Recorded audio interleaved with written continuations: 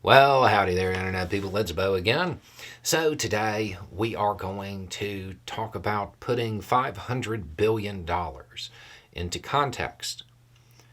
Because I got a message and there's an idea out there and it's just worth going over. So, we will talk about $500 billion. We will talk about context. We will talk about international trade. We will talk about BRICS, which, if you're not familiar with that, it is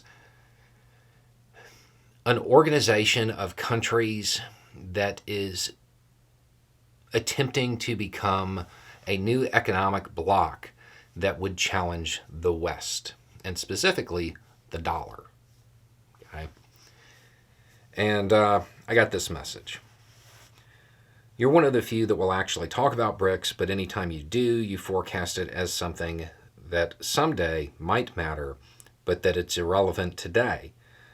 I'd be willing to bet anything you don't cover the World Bank saying they're on track to have $500 billion in trade between them in 2024. I like you, but your crystal ball doesn't work for economics. This is a huge development, and you'll refuse to cover it because it doesn't fit the narrative that they're just not there yet. They're challenging the entire West now, not in 10 years. Yeah, I mean, I saw it. I saw the press release and the couple of articles that went out about BRICS maybe next year having $500 billion in trade. And you're right. I probably wouldn't have covered it without this message. Wouldn't have mentioned it. But it's because of context. For you or I, if somebody walks up and they're like, hey, we're going to give you $500 billion, that's a huge chunk of money, right? That's a massive amount of money. For international trade, it isn't. It's really not.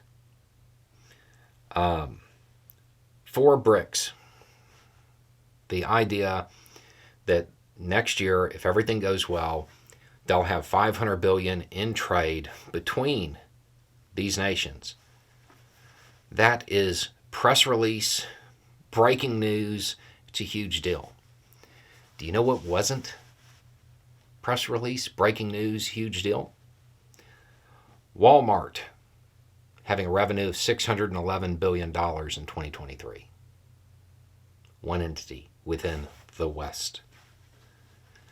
It's not there. It's not there. That's not to say that it won't ever be there, but it's not there yet. It can chip away at the dollar's dominance, but it's a long way away from it having a major impact. And it's also worth remembering that there are a lot of people who only view the terms first world and third world in the context of rich country and poor country. It's not where those terms came from. First world was the West. The second world was the communist aligned countries. This would not be the first time that there was another economic system at play when it comes to international trade. The doomsday scenarios about what would happen to the dollar, I don't think that they're incredibly accurate. But that doesn't mean that BRICS can't become a world player. It just won't live up to the hype. The expansions, yeah, I mean, that could matter.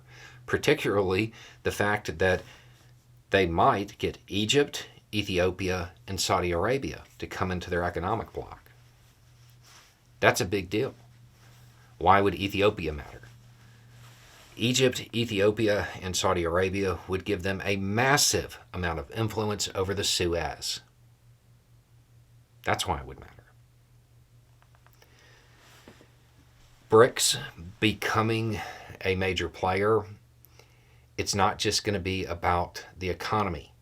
The same way the West isn't just about the economy. It's not about dollars changing hands.